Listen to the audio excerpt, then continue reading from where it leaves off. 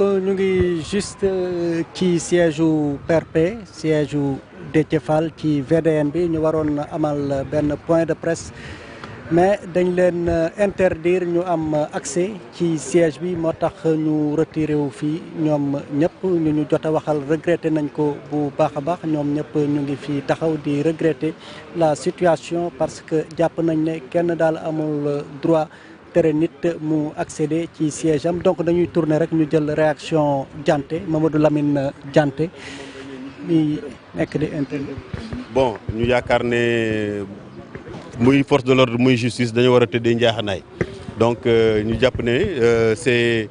favoriser une partie contre l'autre mais biñ ñëwee fii ñu ne léegi dañu ñëw waxtaan suñu biir def évaluation journée bi. mais bi ñëwee gis ne ndeke gendarme bi ñu fi bàyyoon ñoom ñoo continuer tëj buntu siège yu Déthié Fall moo jiitu woon mu ñëw ne dafay dugg siège am ñu ne ko doo dugg sa siège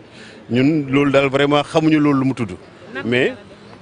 li ñu jàpp simplement mooy que ne c'est une entreprise de démantèlement de l'opposition c'est-à-dire que Macky Sall ne woon na fii ne dina réduire l'opposition à sa plus simple expression je crois que loolu lay jéem a def nii mais bu soobee yàlla duñ ko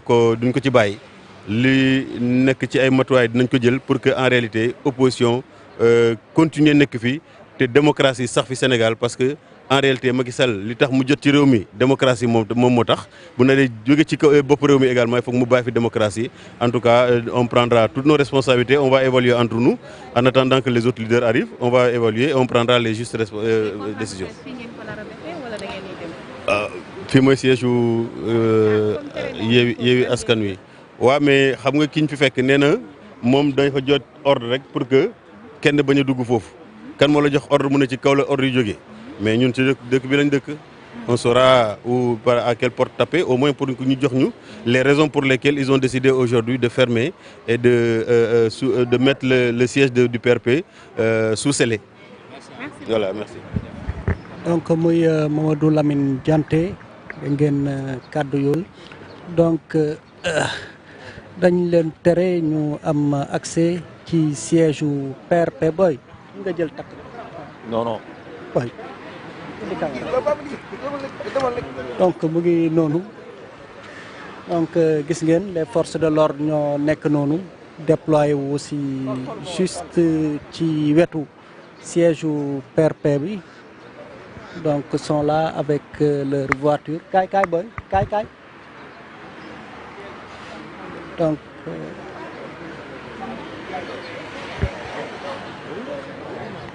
donc mu ngi noonu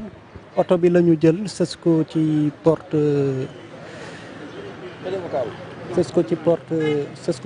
siège bi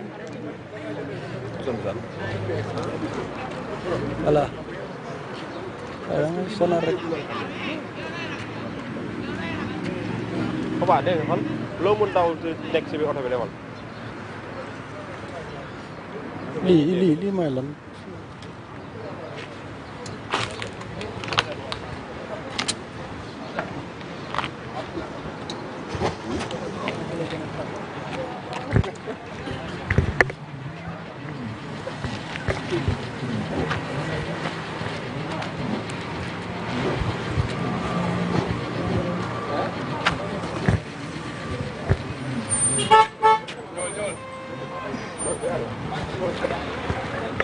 donc mu ngi noonu je le rappelle ñu nekk ci siège ci wetu siège PRP parce que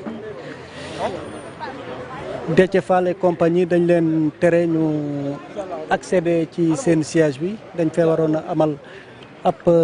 point de presse mais aussi gendarme yi ñoo ñëw bloqué porte bi daal di taxaw autour donc moo tax ñoom ñu ñëw retiré wu à quelques mètres du siège taxaw donc di xaar nee nañ yeneen leaders yi ñëw ñu regretter aussi situation bi parce que nee nañu daal jàpp nañ ne kenn amul droit daal tere leen ñu accéder ci seen siège boobee donc ñoom ñëpp ñu ngi fi taxaw Déthié Fall kan la waaw ba mu pare ñoom Déthié Fall ñoom Cheikh Tidiane Youm ak ñi demee noonu ak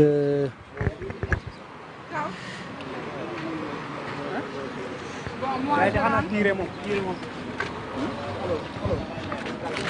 gaaw nañ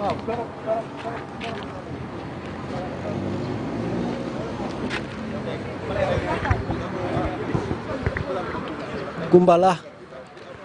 ñoom ñëpp ñu ngi fi La jeune députée Sokhna Ba aussi, une bonne dizaine. Les autres leaders ne sont pas encore là. Déthié Fallou est là, moom mi nga xam ne ni moom siège bi et tout. Donc sont tous là.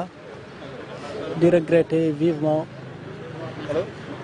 la situation.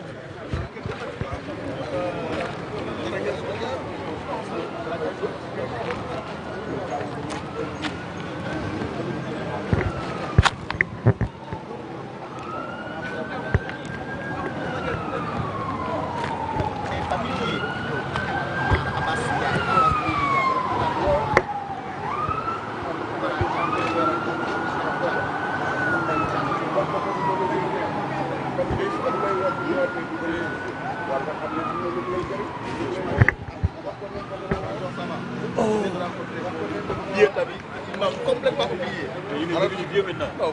c'est Sénégal qui est comme ça. Dans toutes les régions. yaa ñu jéem a am.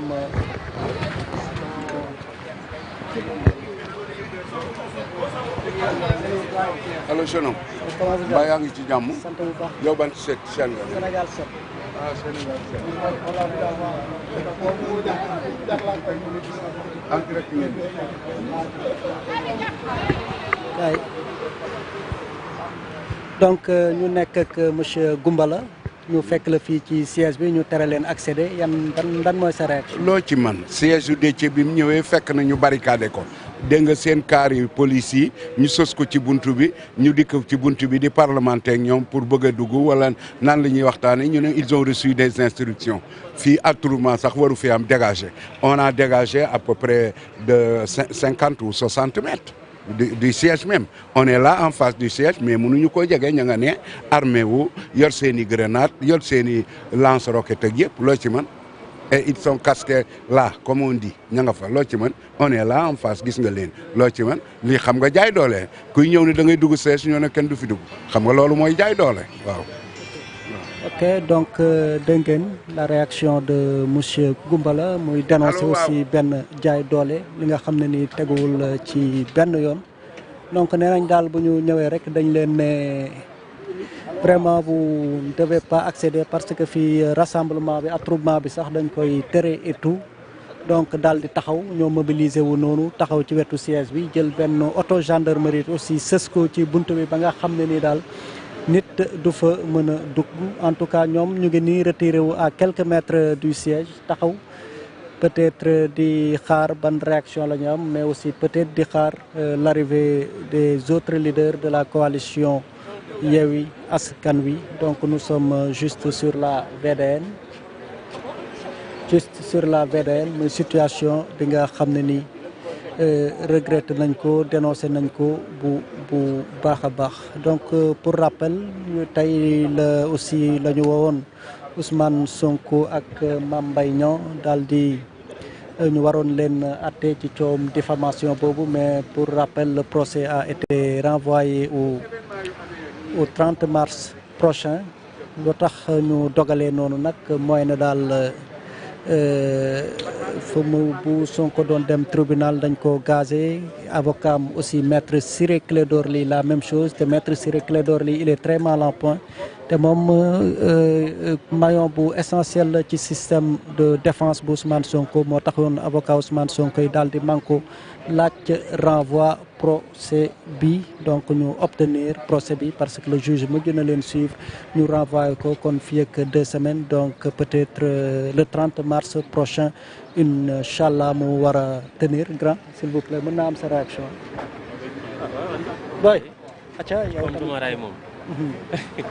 donc ñu amaat keneen beneen réaction ngeen nekk fii ci wetu siège bi ñu tere leen dugg luy sa réaction. bon man la Mamadou Sène chargé de la communication digitale du PRP bi ñu jógee tribunal li fa xew yëpp xew fa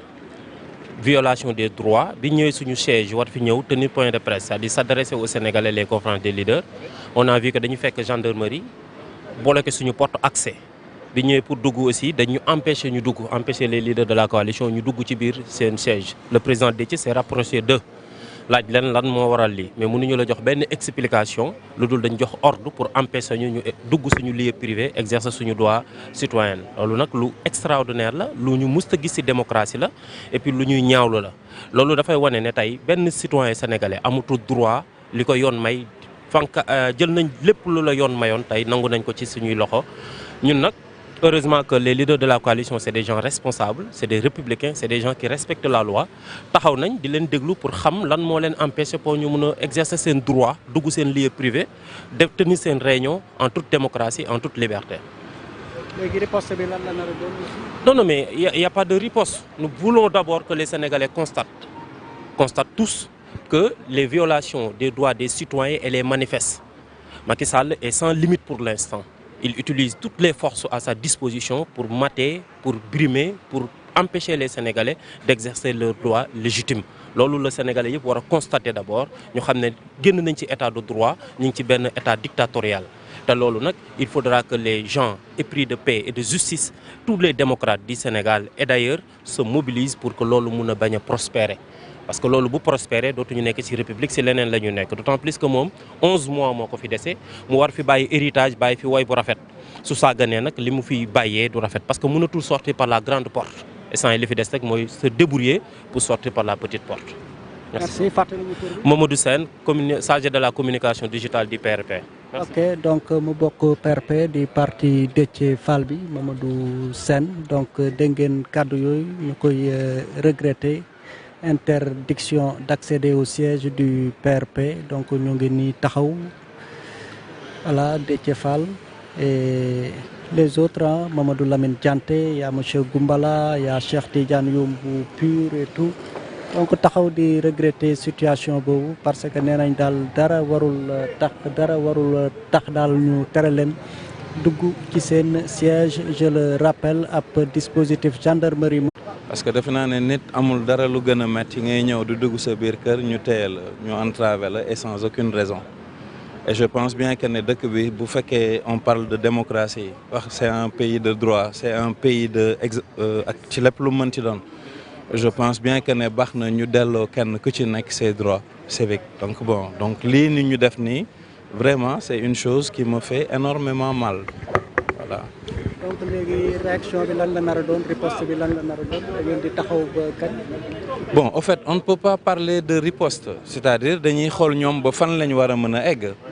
dans la mesure où tey on a les mains nouées li ñu mën a def moom mooy en tant que responsable je pense bien mooy taxaw xool faire un constat donc won Sénégalais yëpp nekk ne l'heure jot na pour que les Sénégalais se réveillent parce que lii acharnement la.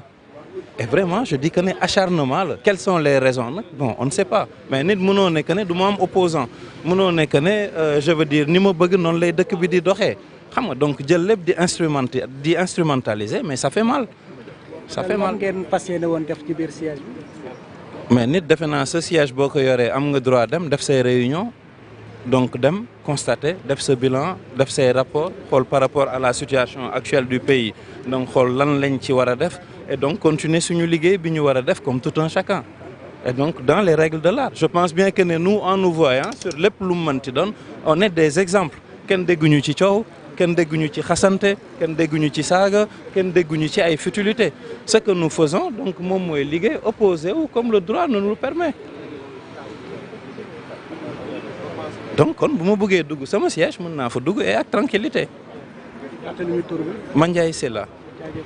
donc Mandiaye Sylla bu PRP je le rappelle di parti Déthié Fall bi